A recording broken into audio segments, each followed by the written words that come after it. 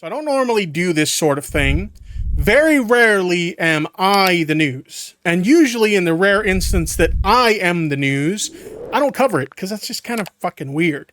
But Tippy did a thing today, chat, or rather, Tippy did a thing yesterday. Tippy did a thing yesterday that resulted in a lot of far-right morons being extremely mad with me. I swear, guys, I didn't do nothing, okay? I didn't do nothing. But there are a lot of far-right freaks that are very mad at the tip right now. And when you see what I did, you're going to say, what? That's it? That you did that and people are as mad as they are at you? Well, okay, what exactly did I do, chat? I posted a tweet. Here's the tweet in question that I posted. I saw this tweet by Bricks News. Admittedly, I'm not familiar with Bricks News. But it says, Donald Trump says he will ban gender reassignment surgery for children in all 50 states. Okay? That's the tweet. And the funny thing is, like, I saw this tweet. I was scrolling through Twitter. I was doom scrolling. Okay. Maybe this is TMI, but I was doom scrolling while I was on the shitter. Okay, chat? Maybe that's TMI, but it's just the truth. I do a lot of doom scrolling while I'm on the shitter, okay? So I got my phone. Here's my phone right here. I'm sitting on the shitter, and I'm just scrolling. Just scrolling along, looking at what's going on Twitter for the day, right? And I stumble upon this tweet by Bricks News, right? And it talks about Donald Trump saying he will ban gender reassignment surgery for children in all 50 states. And all I did was I quote tweeted this, all right? And I quote tweeted this and I said, imagine banning something that isn't even happening and getting praised by brain dead morons who think it is, rolling eyes emoji, okay? That's it. I was taking a shit and I did a quote tweet. I just threw a thought out in the ether, not thinking anything was going to happen as a result of it, okay? This tweet blew the fuck up, okay, chat? Just looking at, like, what you can see here, 7.4 million views, okay? I've had some tweets go viral before in the past, but I think, like, the highest I've gotten prior to this situation is, like, I think I got, like, 250,000 views on a tweet or something like that, which is pretty big, but, like, I think that's, like, it. 7.4 million views on a fucking tweet. We have 184,000 likes. So clearly a lot of people agree with my position on this. But this is where it gets really funny. 13K retweets and 3.6K replies.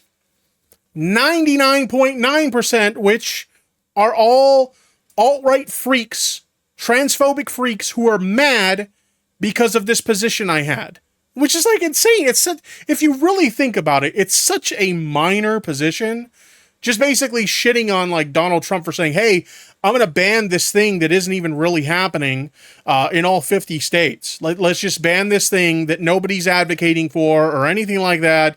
Let's ban it. Okay, this is a common thing you'll see with a lot of, like, far-right anti-woke weirdos whenever they talk about, like, trans issues, because at the end of the day, a lot of these people are transphobic and they just want to see trans people eradicated from existence. Okay, they just want to get rid of them. They see them as, like, pests on society and they just want them gone.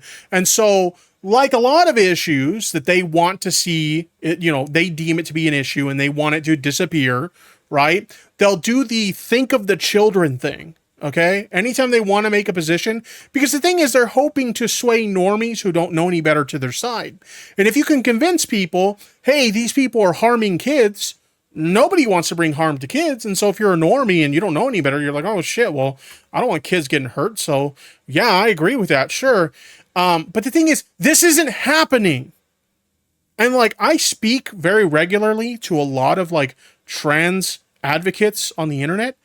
None of them are advocating for this shit, okay? You might be able to, if you dig enough, find some outliers of situations where maybe something like this has happened, but, like, nobody is advocating for trans kids getting bottom surgery or anything like that. Like, that's just not a thing that's happening. So I tweeted this, and a lot of people got very, very mad, okay? very, very mad. So let's take a look at some of the responses. A common response I got is something along the lines of this one from Jason Robertson. Well, thank God it isn't happening. There should be zero issue banning it then. Okay, let's take a look at another response. If it isn't happening, then I'm sure you're okay with it being banned, right? Take a look at another one. This Xanaxdu, or however you pronounce that person. If it's not happening, banning it shouldn't be a problem then. And funny enough, Carl fucking Benjamin, Sargon of Akkad, caught wind of my tweet and quote tweeted it saying, if it's not happening, then it doesn't matter if it gets banned and you should have no objection. Okay? This is their response. And here's the thing, right?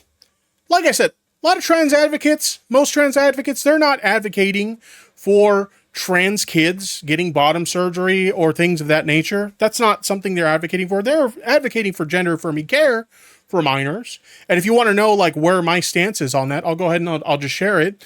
You know, a lot of times, like when a kid identifies as trans or something along those lines, you know, some of the gender affirming care that they'll get is something along the lines of what's called social transition. That usually involves, you know, maybe dressing as the gender you identify as, maybe using a new name that is more closely affiliated with the gender you identify as.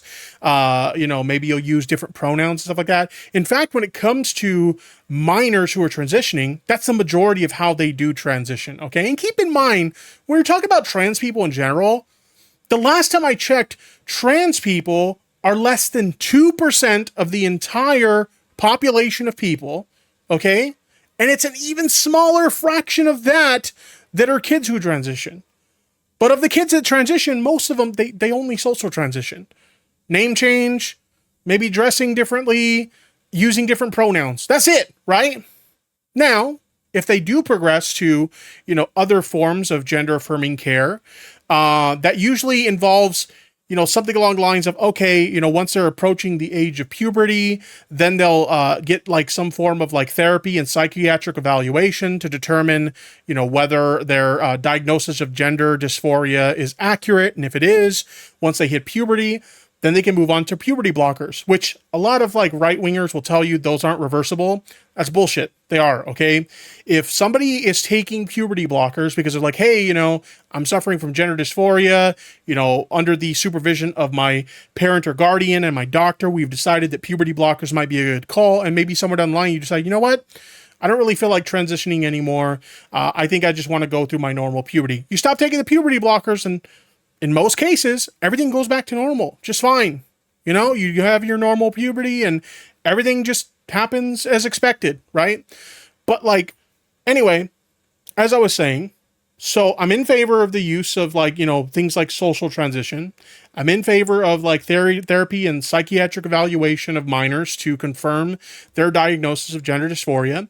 And if it is confirmed through those very strict processes, okay, if a doctor decides, hey, you know, I think that might be an appropriate option, you know, under the supervision of a doctor, a medical professional, and the parent or guardian, yeah, I think we should move forward with puberty blockers. And then they move on to that. And usually, once they reach the age of medical consent, which is around 16 years of age, then it's like, okay, then we can consider going on to hormone replacement therapy. Again, under the supervision of a parent or guardian and a licensed medical professional, okay? That's my view on gender affirming care for minors, all right? There might be people out there who will disagree with me. In fact, I'm willing to bet a lot of people will disagree with me, but that's my stance on it, okay? That's what I'm comfortable with.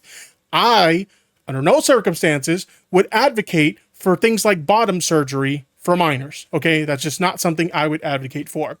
But you saw a lot of those people there. I know I kind of rambled there for a second. A lot of those people asking, well, if this isn't something that's happening on a massive scale or whatever, why do you care if it gets banned, right? Why do you care? Because the thing is, as I mentioned before, it starts with think of the children, but then they start pushing for legislation that doesn't just affect trans kids, right? Then it starts to affect trans adults as well. We can look at this map here, and it talks about all the states in 2023 that had anti-trans healthcare legislation. The lighter ones are for bills introduced. The slightly darker ones are for bills passed in at least one legislative chamber. And the darker ones are for laws enacted. And not all of these laws just affect kids. Some of these affect adults. Because the thing is, like I said, that the whole, like, think of the children thing as a gateway to, they can get people to care about these things, but then they can change the legislation in ways that it doesn't just affect kids, it affects adults as well. Because a lot of these people, they don't actually give a shit about the kids. They just want to erase trans people from existence altogether. Okay? And that's just like outright, like, that when you hear the trans community talk about a trans genocide, that's what they're talking about. You're refusing to give trans people access to the healthcare needs that they are seeking, and therefore you're erasing them from existence. You see what I'm saying? So that's why it's one of those, like, slippery slope things, essentially, right? Let's continue.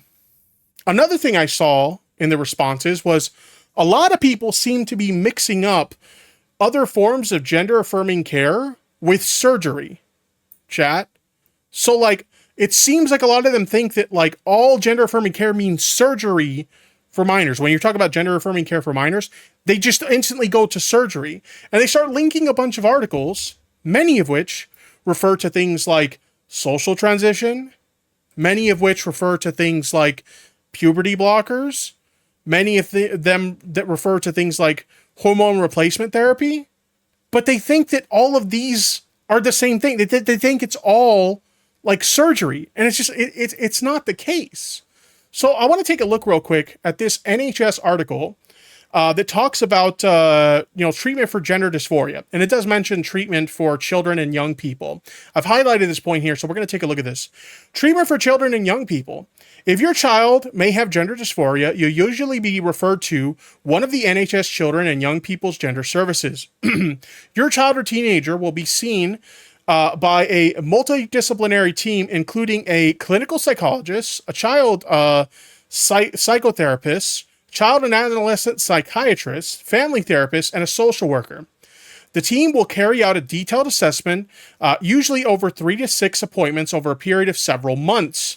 Depending on the results of the assessment, options for children and teenagers include family therapy, individual child psychotherapy, parental support or counseling, group work for young people and their parents, regular reviews to monitor gender identity development, referral to a local children and young people's mental health services for more serious emotional issues. Most treatments offered at this stage are psychological rather than medical. Okay, they want you to believe, a lot of these, like, anti-woke far-right freaks want you to believe that everybody is saying, hey, you're a kid and you say you're trans? Okay, the term they like to use is like genital mutilation, or they're chopping off kids' genitals and stuff like that. That's not what's happening. It outlines it right here. A lot of the treatments they're receiving is like psychological rather than medical. This is because in many cases, gender variant behavior or feelings disappears as the child reaches puberty. This is true. In some cases, somebody might feel like one gender when they're younger, and it is possible that over time that maybe a kid will change their mind or they won't feel that way anymore. That's why a lot of the criteria for, like, moving on to things like puberty blockers and hormone replacement therapy, a lot of the criteria when it comes to minors is so strict and requires, like, very intense review before even getting to that point. Okay? A kid doesn't just say, hey, I'm trans, and then they instantly get access to, like, surgery or puberty blockers or, like, hormones and stuff like that. No, there's a big, like, process that they have to go through, like a very strict process they have to go to even get to the consideration of things like puberty blockers and hormone replacement therapy. Okay? So then it progresses on to hormone therapy in children and young people. Some young people will have lasting signs of gender dysphoria who meet strict criteria, as I mentioned before, very strict criteria, may be referred to a hormone specialist, consultant endocrinologist. This is in addition to psychological support. Then it says puberty blockers and gender-affirming hormones. Puberty blockers are not available to children and young people for gender incongruence or gender dysphoria because there's not enough evidence of safety and clinical effectiveness. From around the age of 16, young people with a diagnosis of gender incongruence or dysphoria who meet various clinical criteria may be given gender affirming hormones alongside psychosocial and psychological support. So basically, what it's saying here is like, hey, when it comes to like puberty blockers and stuff like that, after you've gone through like a pretty big review with, you know, your healthcare provider, and again, under the supervision of your parent or guardian with the medical expert, then it's like, okay, it looks like you're still suffering from gender dysphoria. Okay, we're going to approve you for something like puberty blockers. And as time goes on, if it looks like you're still experiencing gender dysphoria, then we'll move you on to hormone replacement therapy. Like I said before, around the age of 16, which is usually the age of medical consent, that's usually when those things take place. When you look through this article, the only time surgery is mentioned, surgery for adults, okay? Surgery for adults. Nowhere in this article is there any recommendation of surgery for children. Not once. Because again, in the current age, nobody is advocating for that. If you dig long enough, you could probably find some outliers while the WPATH standards were still being finalized and stuff like that. But like, nobody's advocating for that now. And when far-right freaks are telling you they are, they're literally lying to your face. So let's continue. This was another thing I saw. Somebody says tipsters taking L's again. It was bound to happen. And they link a New York Post article that says over 5,700 American children had trans surgery between 2019 and 2023. Medical group claims treated like guinea pigs. Okay. It's an article from the New York Post. Okay. If you think the New York Post is a credible outlet, I got some news for you. It's not. But in any case, let's go ahead and let's dive into this. The problem with a lot of this data that a lot of like right-wingers will present against, you know, gender affirming care for like trans, you know, kids and stuff like that is they'll present data that like they'll use things like, oh, these kids like socially transitioned, or, you know, this is a teenager who's on puberty blockers, or this is a teenager who's going through hormone replacement therapy much later into their, you know, as they're approaching adulthood. They'll take those things and conflate them all to mean surgery. We kind of alluded to that before, where there were like some people who didn't understand that not all forms of gender affirming care are surgery, right? They'll do that thing. And so they'll use that to like inflate the numbers. But not only that, but they'll also use things where people are getting like top surgery or bottom surgery for like actual life-threatening medical conditions. And they'll use those to inflate the numbers as well. What exactly do I mean by that? Let's take a look at something like a mastectomy, okay? This is something that would qualify, or this was something that would be recognized as top surgery, right? A mastectomy. Mastectomies are not only used in minors, you know, they're not only used for something like gender reassignment surgery, okay, like right-wingers want you to think. Mastectomies are pretty common for most people when it comes to breast surgery. Or like breast cancer, rather. If you have breast cancer, oftentimes you might go through a mastectomy to remove that. And whether people like to acknowledge it or not, sometimes teenage girls have breast cancer. I know it's a very scary thing to think about, somebody that young having breast cancer, but it could happen. And that person, that teenage girl, might have to go through a mastectomy in order to, you know, deal with that situation. You know, but they'll take those surgeries and they'll conflate those into this as well to make it seem like, oh, look at all these people, these young people who are getting mastectomies. And it's like, well, some of those people got them because they had like breast cancer. Well, that's kind of dishonest, right? Another thing is they'll take something that would be considered a form of bottom surgery, like, you know, a testicular, you know, removal or something like that. Something often associated with testicular cancer, which again, teenagers can get testicular cancer, and they'll associate that with like transgender surgeries. And it's just like, well, that's very dishonest. If you're including those numbers in your findings as well, well, you're not being very honest, are you? And then we have situations like this, where we have gender affirming care for cis people.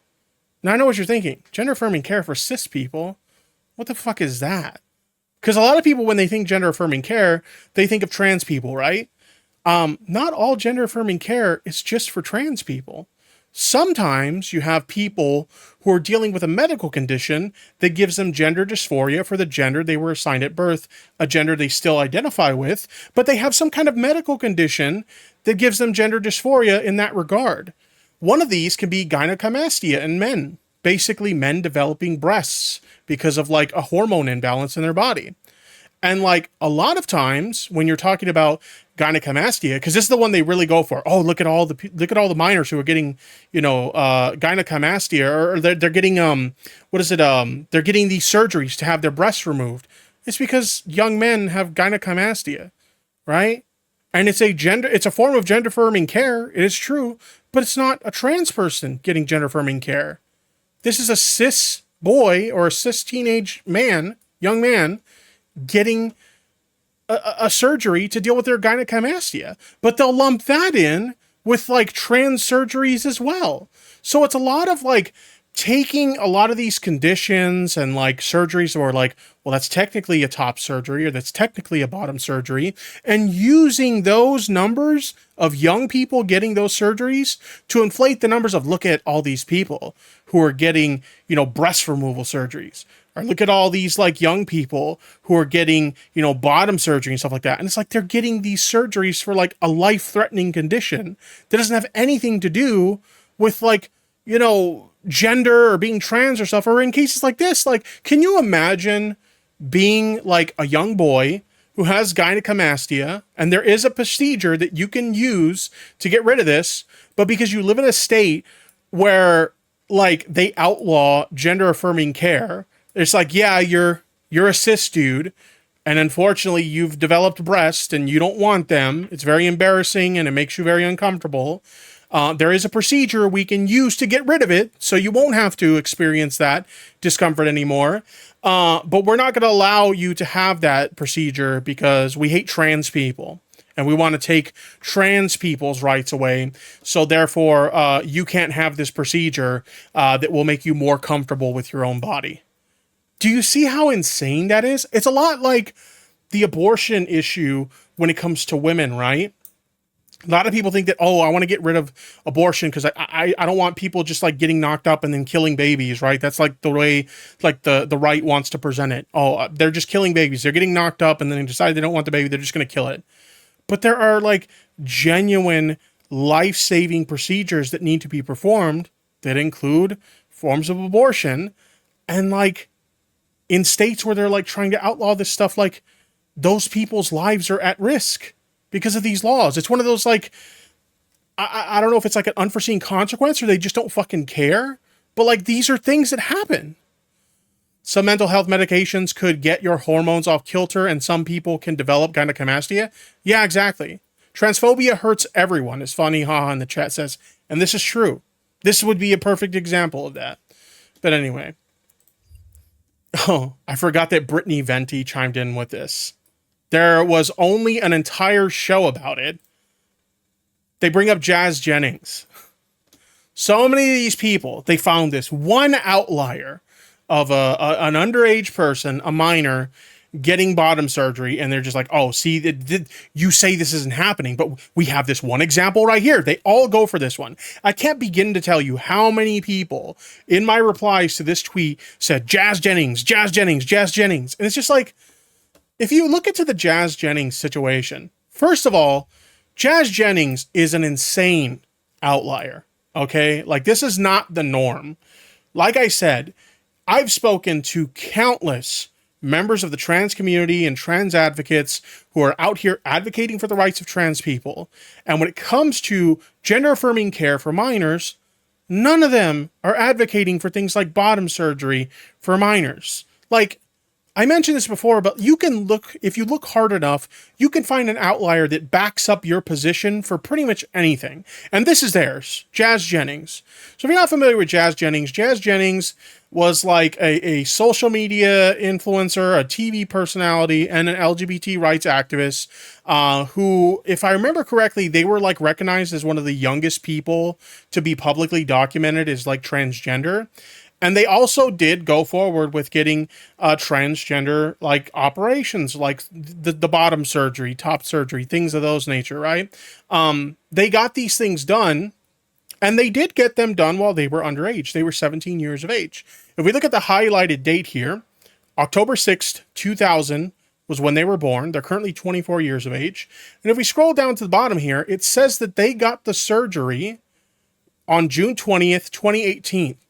So it was just less than 4 months until their 18th birthday when they got the surgery. Like, first off, if I'm giving my honest opinion here, me personally, I think they should have waited until she was 18. That's my personal take. I don't know, like, the specifics of her situation where her, guardians and her doctor decided, let's just do it, in June of 2018. I don't know what the specifics were of that. Me personally, I would have had them wait until they're 18. It's only 4 months away. Just wait. That's my personal thoughts. Okay. But like, it's 4 months. She was going to be 18 in 4 months. Like, are you really going to pearl clutch so much that you're going to make a big deal about 4 fucking months? Like, that's insanity. But yeah, this is an outlier. This is not a normal thing that is happening. This is not a normal thing that like people are advocating for. For whatever reason, her parents and guardians and her doctors decided, hey, we'll do it, before she turns 18. And it was like literally 4 months before she turned 18. So this is an outlier situation, but it's the one they always go for because it's like, oh, we have proof that this is happening. Look at this. And it's just this one time. And it's this person that was literally like 4 months away from turning 18. Like, you're really going to pro clutch that much? Okay. Got another response from the streamer known as Novaru. Novaru says they have terrible reviews and profit from consultation fees, so they told you what you want to hear to get you in and make it easy $200. That doesn't confirm they would actually do it. This is in response to someone known as Sarah Fields, who was saying, like, I went undercover and I proved that this is happening. And apparently it's just like email conversations or something like that. This Alejandro person says, dude, you are living under a rock. Of course it has happened, and of course it's happening because it is legal. That's why they tend to ban it. It's so funny watching so many of these people say, like, are you dumb? Like, this is absolutely happening. And it's like, no, it's not. But okay. She says probably because they will probably use the rare cases of it happening to also ban hormone blockers. Yes. Yes. Hormone blockers and like hormone replacement therapy. These are all things that are shown to benefit the lives of trans people. And they will absolutely use this as a gateway to get rid of those things as well, which are a reversible and relatively safe way to give someone more time to decide if they really, what they really want. I respond with base take, not to mention using think of the children as a common tactic these far-right bigots use to take the rights of trans adults as well. This isn't about the kids for them. It's about erasing trans people from an existence by stripping their rights to healthcare away. And this is true. That's exactly what their goal is in this. Now, in addition to this, of course, anytime you come out in support of any form of queer rights, or you're queer yourself, both of which I am, of course you're going to get called a pedo and a groomer. And I got lots of that. Somebody says, okay, pedo. We got another person here who says, that is happening, pedo. If it's not happening, then don't worry about it, groomer. What else do we have? Imagine being a communist, and posting this garbage. Stay the fuck away from kids, you fucking pedos. I also had somebody tell me basically to kill myself over this, which is insane. But yeah, we got a lot of that kind of stuff. And then we had like this post from this account. Courage is a habit. They respond to me. He says, so do you want to take a moment and walk that back, or are you sticking to what you said. We'll give you a chance to reconsider, but if you repeat that again, we'll humiliate you and use you as an example. Your call, Just So Tippy. Am I supposed to be threatened? Who even is this person? Courage is a habit. These people... Okay, let me take a look at their tweets. They can't even break 10 likes on most of their tweets. And I'm supposed to be intimidated by these people? They're just some idiot, some random idiot on Twitter who chose to spend $2,000 just to have a gold check mark. Okay, am I supposed to be afraid of you? Because I'm not. What the fuck? But like the problem is, these are the same idiots. A lot of these idiots who were responding to me, these are the same idiots who believed this statement from Donald Trump that we looked at recently on stream. Can you imagine you're a parent? Let me actually boost the audio because it's a little on the low side. Sorry about that, chat. This should be good. This should be good right here. Here we go. Can you imagine you're a parent and your son leaves the house and you say, Jimmy, I love you so much. Go have a good day in school. And your son comes back with a brutal operation. Can you even imagine this? What the hell is wrong with our country? It's so insane to me. You know what makes this statement insane to me? Beyond the fact that it's just not happening. Okay? It's absolutely not happening.